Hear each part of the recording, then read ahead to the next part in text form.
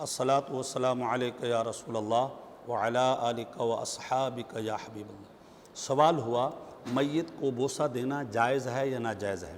یاد رکھیے گا سیدنا صدیق اکبر رضی اللہ تعالی عنہ حضور صلی اللہ علیہ وسلم کے وجود مسعود پر تشریف لائے، فاکب علیہ حضور پر جھکے، فقبلہ بوسہ دیا، ثم بکا رو پڑے۔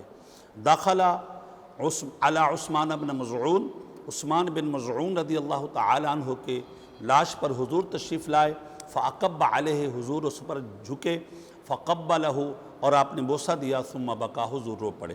یاد رکھیے گا والدین کو بوسہ دینا چاہے اولاد تو دے سکتی ہے، محارم اپنے محارم کو بوسہ دینا چاہیں تو دے سکتے ہیں، لیکن شوہر اپنی بیوی کو بوسہ نہیں دے سکتا اور چھو نہیں سکتا، چہرہ دیکھنا چاہے تو چہرہ دیکھ سکتا ہے۔